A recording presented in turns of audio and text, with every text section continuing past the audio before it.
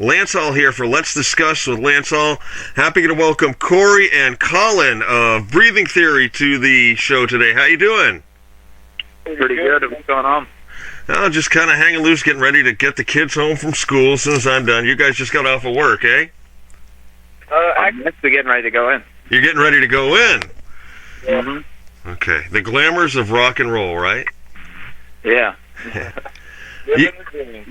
You guys have a great. Let me get a volume up here just a little bit to make sure I'm getting you. Okay.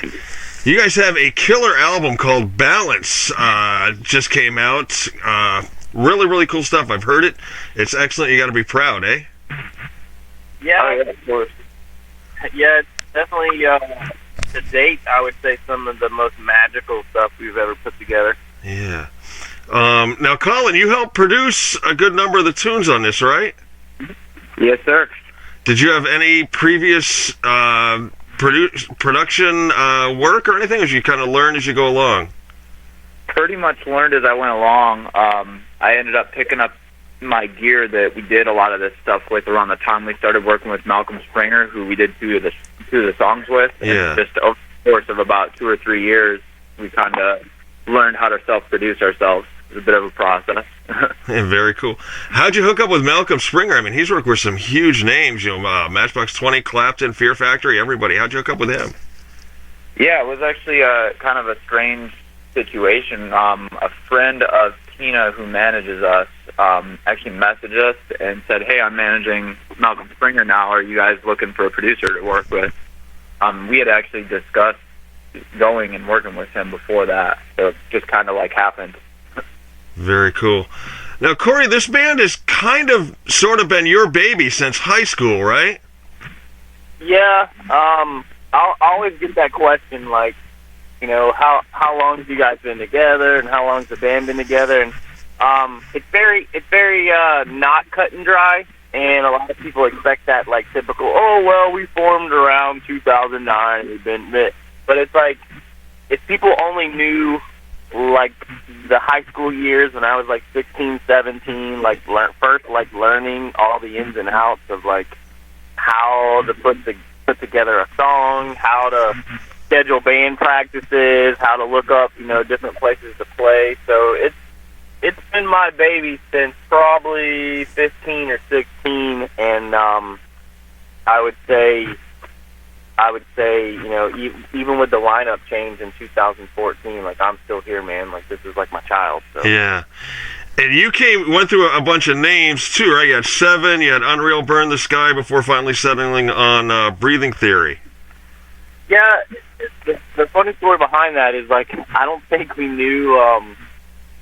think we knew what kind of sound or vibe we were going to become. And in the early days, it was kind of like, well, you want a band name that kind of suggests who you are and what you sound like. So we, like as you said, we went through a bunch of different changes. I think it was Seven, it was like Unreal, then it was Burn the Sky, and then finally one day it like hit me, and I was like, wait a second, guys, Burn the Sky, because that was like the official name when we finally started like picking up speed and getting popular. Yeah. So when the crowd started showing up and people started asking when we were going to have a CD out, those were like the early Burn the Sky days. Mm-hmm. And one day I just kind of like started thinking, I was like, Burn the Sky makes us sound like some kind of like heavy death metal or metalcore band. And I was like, I like the name a lot, but I'm just not sure it fits our vibe. And then I pretty much found out that there was a band out of New York using the name, so I was like, all right, well, that's official. I'm going to change the name. And for whatever reason, Breathing Theory just it just resonated. I don't really. Yeah. I'm not 100% sure why, but I like the word breathing, and then just kind of tacked the theory with it. And it actually, what's funny about it, man, is like Breathing Theory is the name now, but it's kind of more of a concept because I like to look at it as like, at every breath you take, you should be living life to the fullest. Mm-hmm. So it's more of a concept, but you got to go with what sounds better, I guess. So Breathing Theory it is. And what I like is, like you mentioned, it sort of fits the vibe of your music. On my notes here, I've got it. It's really heavy, but there's a great sense of melody in it as well. That I got from it, which it's intense, but then you got a little spots to breathe in there as well. Exactly. It's very well balanced, I would say. Okay, which leads to the next question. Title and album cover. Really, I love the cover. And, of course, balance is intriguing as well. Can either of you give me a little background on that? So, balance, where did we come up with the title, honestly? I'm trying to remember. I had, I'm trying to think, how did we come up with this title? It was kind of like the idea of, I think we had been talking a lot about, like, trying to figure out how to be a successful band and, like, also, like, keep our personal life and stuff intact. Mm-hmm. So I think we were, like, talking a lot about, like, the struggle with, but I mean, we toured for years, man, and it takes a toll on you, you know what I mean? Like, you got to be home, there's a lot of, like, exhausting trips and stuff, so I think overall we were just talking about what is really the essential key in life. And the essential key in life is finding a balance between all things. You find a balance in your work life. You find a balance in your personal life, and everything kind of comes back to balance. So I actually started looking up like weird ways to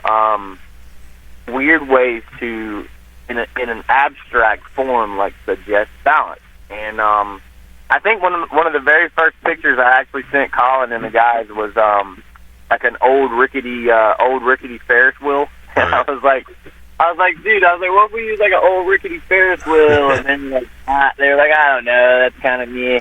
So then I stumbled across the Devil's Eye Bridge, which is actually over in where's that at? Yeah, it's in Germany. But I came across that picture with the Devil's Eye and how it has the full circle reflection. We have a good friend of ours named Joey Danger that lives out in L.A. and he's done all the artwork and stuff so far.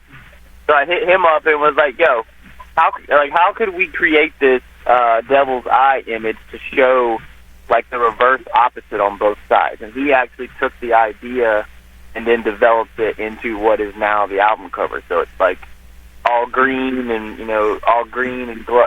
growing and stuff, and then in the reflection it's like dead and snowy and cold. So very cool. Somewhere in the middle of the sun and the cold, you got to find that balance, man. Right, definitely. The video, you got a video out for Nothing that's been out a while. Do you have any other videos in the pipe coming down through? We are actually working on some. We started filming one last night, starting to kind of film ourselves.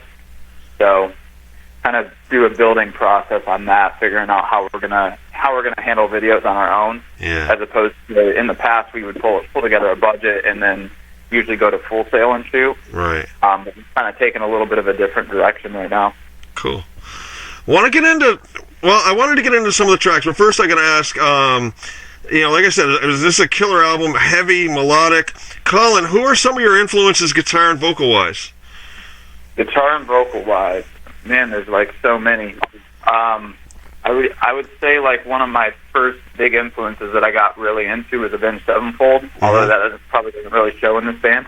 Yeah. And then, I mean, there's been a ton along the way. I obviously got into Metallica when I started playing guitar, like every other kid does. Yeah. And then going into this album, I started listening to like a lot of Devin Townsend Project, some abstract stuff like that, and was getting into like Bring Me the Horizon when they put out That's the Spirit. Sure. That was kind of influenced as we went into this writing process. Yeah, that's cool. I tried Devin Townsend Project, and I mean the talent is there. I couldn't follow it. It was kind of too much for me. I did like Animals as Leaders, though, if you want to get into, like, abstract stuff like that. Yeah. Really cool If you stuff. want to give Devin Townsend another chance, if you haven't listened to it, Transcendence is the record that I really like. Okay. And that one's a little less out there. It's actually a pretty cool album. Cool. How about you, Cory? Who influenced you along the way?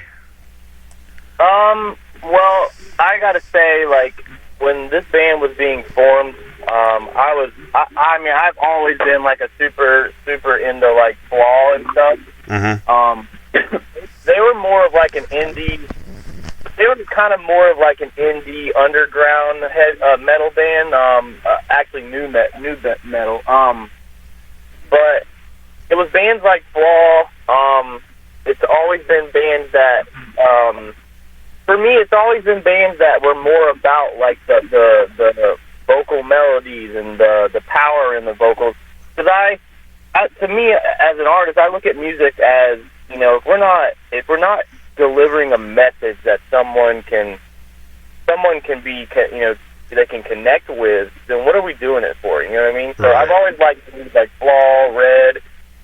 Like Collin said, we all kind of started really getting into Bring Me the Horizon. That's the Spirit album.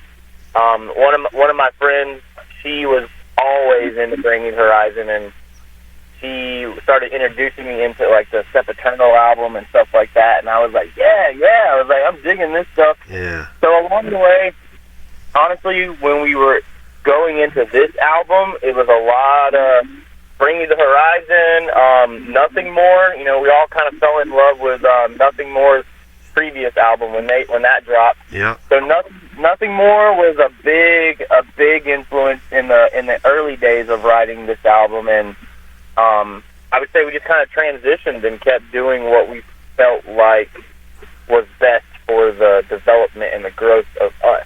You know what I mean? Yeah. I remember when that first Flaw album came out, my brother-in-law was into them, and he turned me on to them. I haven't played it in quite a while, but I remember he was totally into that first Flaw album. Really good stuff.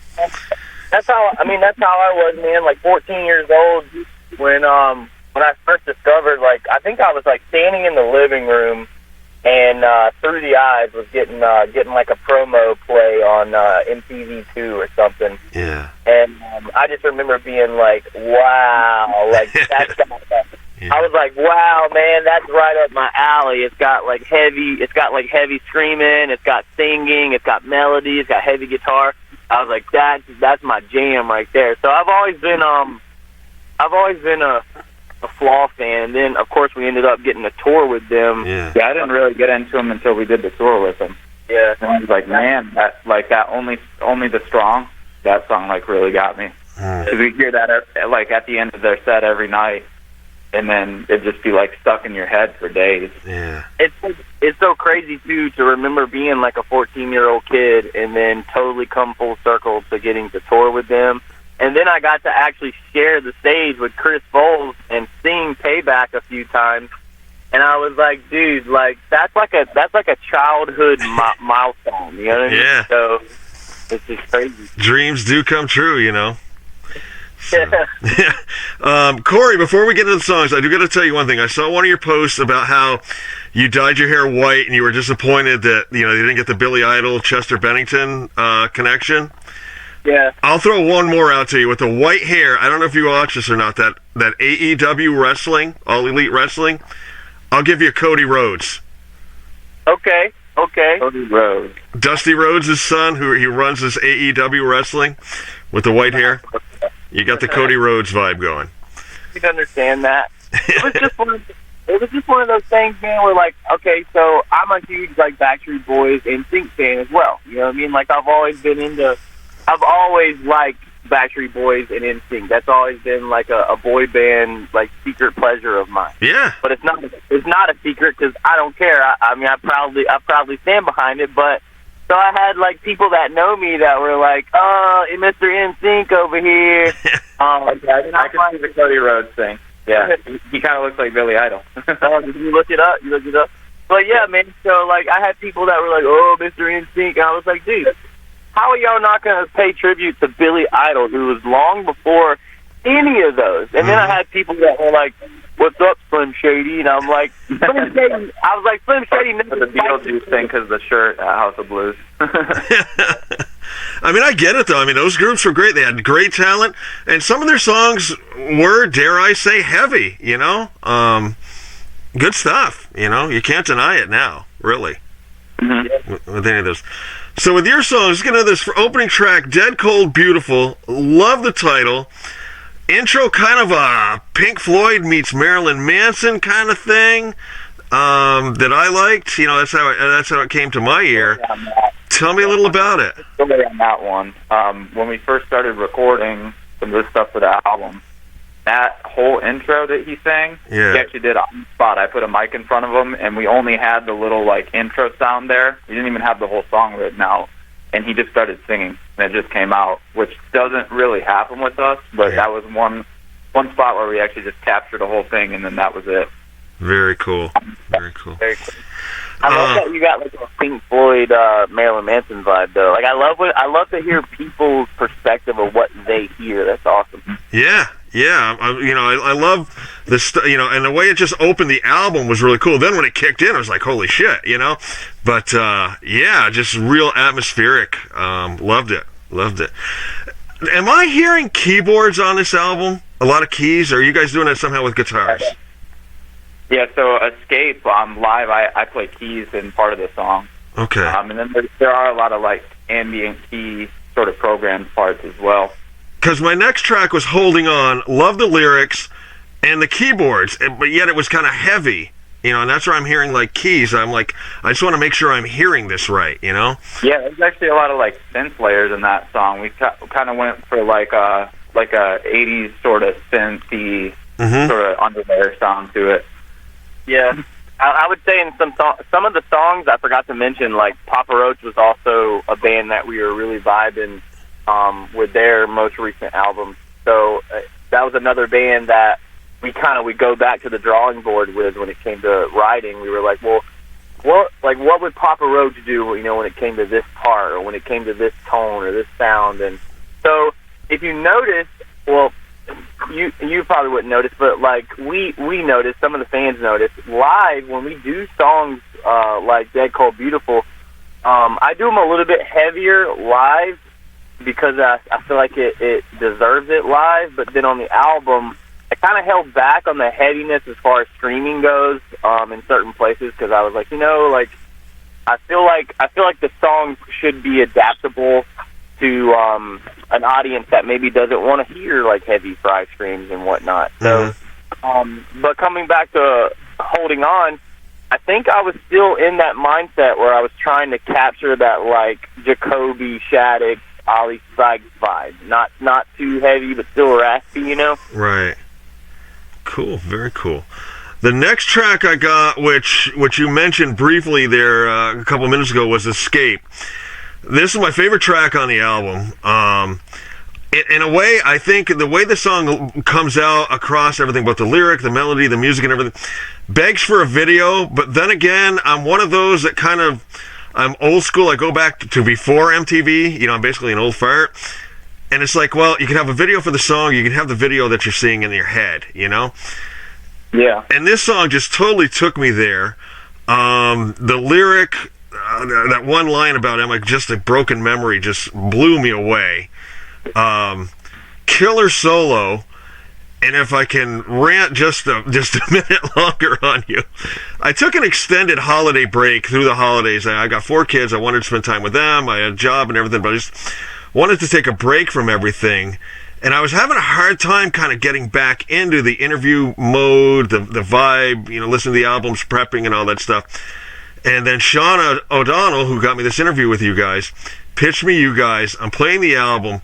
When I got to Escape, I'm listening through headphones, just completely took me to another place. And I'm like, this is why I do this, And I'm like, it's time. It's so cool to be back in this vibe now. And it totally brought me back around full circle, balanced to, back into it. So it was an awesome experience. That's awesome. That's amazing. That's that beauty, man. I was telling these guys the other day, there's a beautiful, I don't even know how to describe it. To me, unless you're some kind of elitist or something and you don't appreciate, the art in music, but I was telling these guys there's something about these songs that's so beautiful and magical, and I think you found it, man. I think the fact that you were in that mode and then you heard that song and it took you there, that's that beautiful magic that you found. Yeah, absolutely. That's probably my favorite one of the set when we play it too. something about starting that song and kicking it off with the piano and everything. Mm-hmm.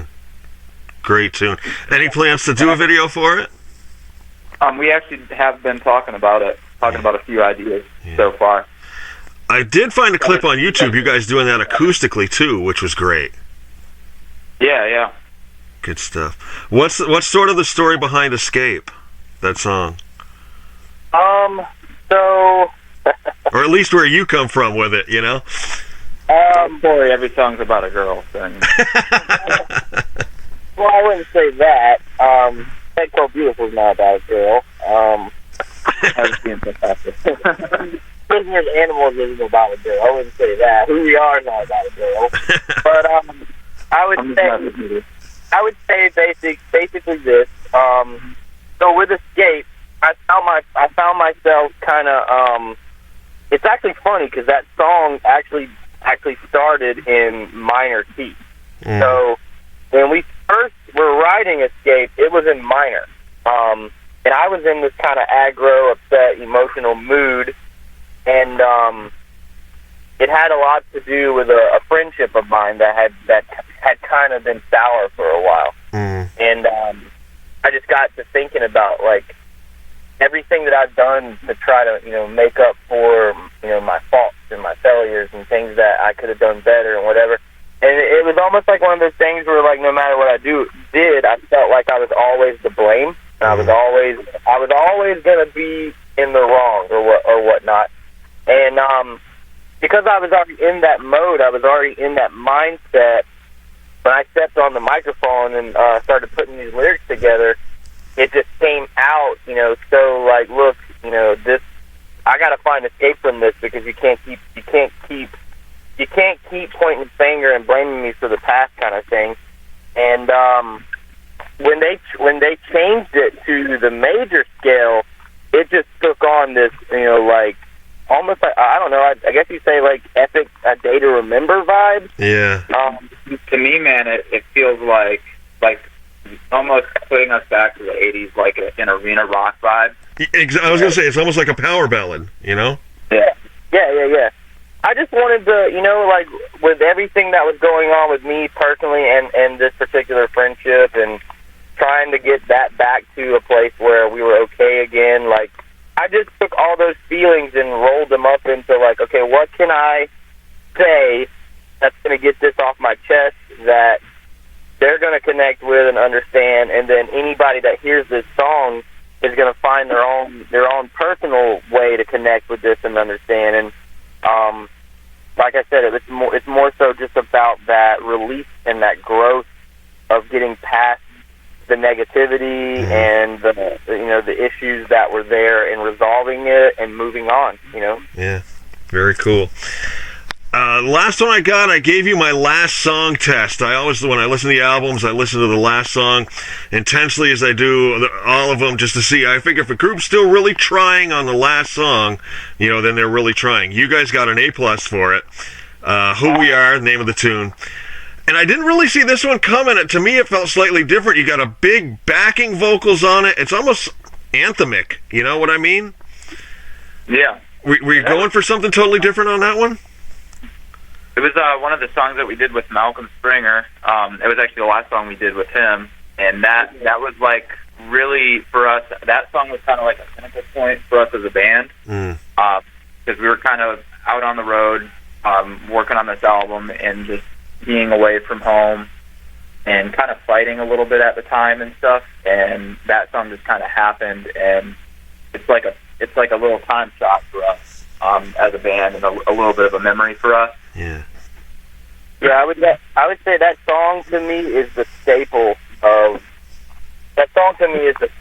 like what begun the whole era of Balance because we completely went from the old stuff. Yeah, it was like the transitional turning point where we were trying to rediscover who we wanted to be, who we were as a band, and like what direction were we actually trying to take? Because even working with Malcolm, he was like, you guys got a bunch of song ideas, but it sounds like you guys haven't yet figured out what you want to do with this album. You know, you don't really know what you want to sound like. And I think who we are was just that one that we were like, you know what? We don't care about the boundaries of being a heavy band. We don't care about the kind of like stepping out on a limb and taking a risk. Yeah. To us as artists, we're kind of self-conscious, and we're like, oh, we're doing like a poppy dance beat. Are people going to judge us for this? Are they going to think these backing vocals are weird and it sounds all poppy and stuff? And you know, we were just kind of like, fuck it. Yeah. I think it's a great track, and to me, it would make a killer show closer. You know. Yeah.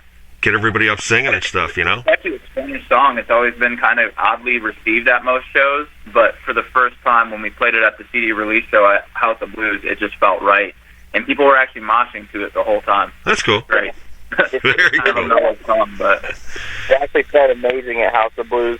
And you know what, man? Being that guy, being that guy that was always like, you know, into Flaw and the like heavier growl screams and stuff, like, you know, it was definitely that step back whenever all of a sudden we're doing this dance beat, and it kind of took over me, man. I was like, wait a second, I was like, the guy that likes the beat, the guy that likes the heaviness is doing like a dance beat in the song, and I was like, almost, I think I was like smiling about it. I was like, dude, this just feels so right, and from then on, man, every time I listen to Who We Are, I just kind of drift back into like, wow, this song is, like I said, just magical, man. It's just something about it that vibes you so well.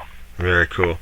You got a few gigs coming up. March 7th, you're in Cocoa playing the Flying Monkey. The 20th, you're at Central Florida Metal Fest. Then in September, you're playing that big gig up there, that Blue Ridge Festival or something, up in one of the Carolinas. Yeah. Congratulations on that. I would imagine in between you've got lots of things going on, plans to tour, or if you could hook, you know, let me throw this out. If you could hook up with a dream tour, who would you like to go out with for the summer and hit the sheds? Dream tour? it's a tough one, man. I think that list of that band's gonna change probably for every single member. I would say it'd probably be really, we might not fit on the bill, but with My Chemical Romance getting back together, that would be a sick one to. Yeah. But normally I think like it'd be great to go out with Papa Roach. They put on a great show every time you see them. Yeah. Breaking Benjamin too. I would love to do maybe A Day to Remember. Bring Me the Horizon, definitely, because their new live show, it's just, their new live show, I don't even care if we were like as big as they were, I would still be out front just dancing and having a blast, because their live show just is killer. Very cool. Chatting with Cory and Collin, vocalists and guitarists for the band Breathing Theory, here on Let's Discuss with Lance All. Their new album, Balance, out now. You can get it at Breathing Theory Big Cartel, right? I like to send people right to the site to get it. So, cool. I always like to end up my interviews, guys, with just some fun questions. I'm hoping these are questions maybe you've never been asked. Sound good? Yeah. And I'll call out names so that people can distinguish between the two of you. And then the other one can chime in after. Cory, favorite toy growing up as a child? I'm going to have to say... favorite toy. I would have to say probably either my Stretch Armstrong or my classic and electric guitar. All right, Collin, how about you? Hands down, Legos. All right. Collin, given your choice of household chores, dishes or laundry? Laundry. I do a lot of laundry, and I hate doing dishes. So. How about you, Cory?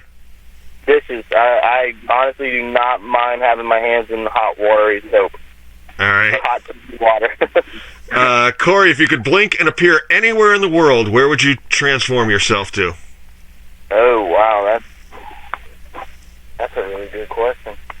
If I could blink and be anywhere in the world, man, I don't know. That one. All right, Collin, you got something in mind? I really like to check out like some of the beaches in Thailand. That'd be cool. To be honest. Yeah. That'd be cool. All right. Collin, would you rather have the ability to be invisible or to read minds? I would not want to read minds. That would be like really frustrating. She'd go with Invisible? Invisibility, yeah. How about you, Cory? I'd probably go with Invisibility too. All right. Cory, if you could go back in time and eat one of your mom's home-cooked meals from your childhood, what would you have her make? My mom actually makes a really good potato, like a potato salad. Okay. How about you, Collin? I'm gonna say I wouldn't go for a meal. I would want my mom to make some pumpkin chocolate chip cookies. Okay. Collin, favorite old-school wrestler?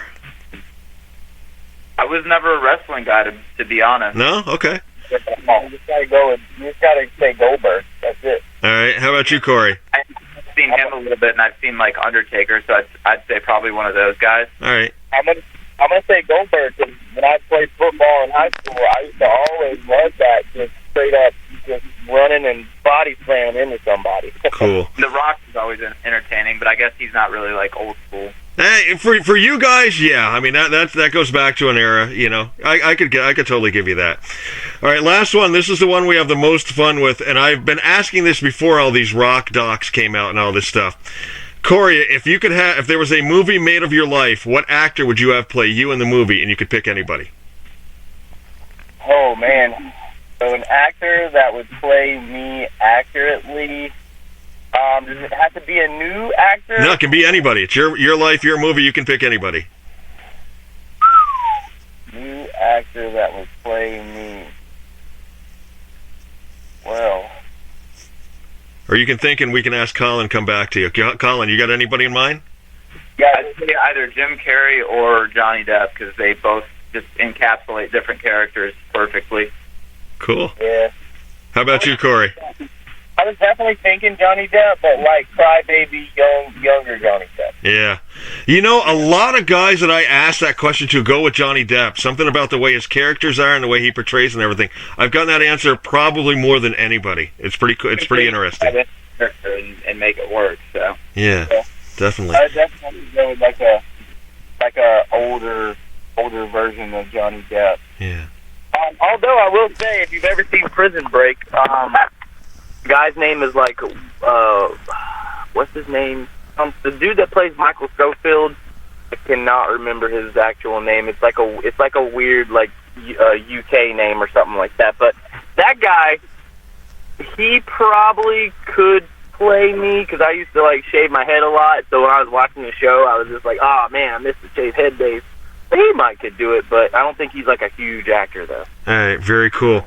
One more musical question. Cory, what makes a good frontman for a band? I think the theatrics and the expression. I've seen a lot of bands, man, a lot of bands, and my biggest pet peeve was like on tour when we're playing with bands and the singer's just up there kind of standing still. Mm. If all you bring to the table is holding a microphone and singing, like you're not really taking the cake, man. You gotta put on a show. They need to feel your words, not just hear them. So it's gotta be, to me, it's the theatrics and the emotion that you portray. Cool. Quality answer. Collin, a young gentleman comes up to you and says, hey, I'm just learning to play guitar and I want to be a great one. What do I need to do? What would you tell him for an answer? Be smart with your money. What do you need to do? You need to play as much as possible if you want to be a great guitarist, really. Like, it's got to kind of encapsulate your being. Yeah. Practice. Mm-hmm. All right.